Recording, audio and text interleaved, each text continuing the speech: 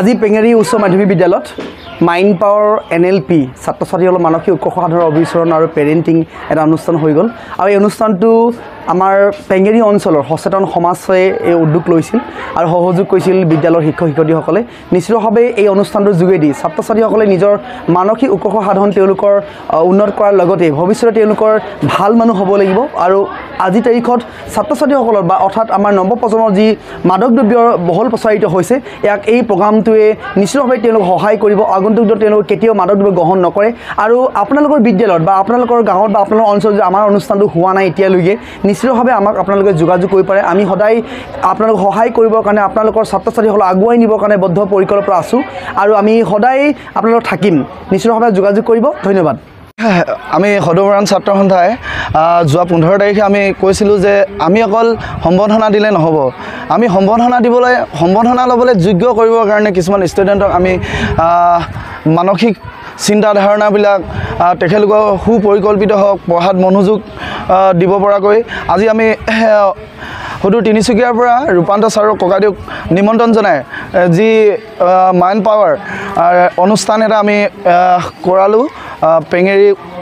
হাইস্কুলত আৰু আমি আশা কৰোঁ আজি প্ৰায় সংখ্যক ষ্টুডেণ্টে যে জীৱনত যদি কিবা ভুলো কৰি আছিলে যদি নিজক ঠগিও আছিলে হয়তো আজিৰ পৰা নঠগিব পঢ়াত মনোযোগ দিব এখন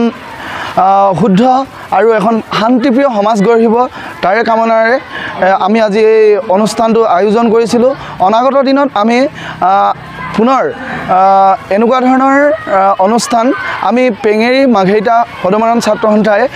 প্ৰায় পেঙেৰী আৰু মাঘেৰিটাৰ যি আমাৰ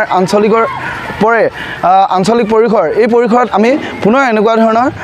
অনুষ্ঠান আয়োজন কৰাৰ প্ৰতিশ্ৰুতি ধন্যবাদ আচ্ছা আজিৰ পেঙেৰী হাইস্কুলত এখন মানসিক উৎকৰ্ষ সাধনৰ কৰ্মশালা সম্পন্ন হৈছে আৰু ইয়াত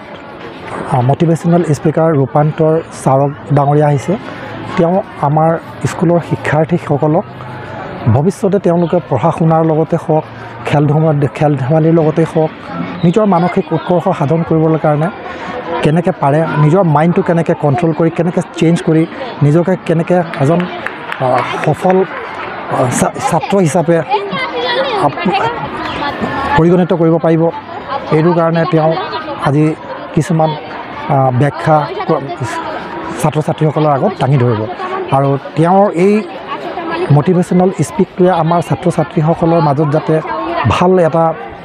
প্ৰভাৱ পেলায় আগন্তুক তেওঁলোকৰ পৰীক্ষাই হওক খেল ধেমালিতে হওক বা তেওঁলোকৰ ব্যক্তিগত জীৱনতে হওক তেওঁলোকে এজন যাতে ভাল নাগৰিক হৈ দেশৰ প্ৰতিষ্ঠিত হ'ব পাৰে তাৰে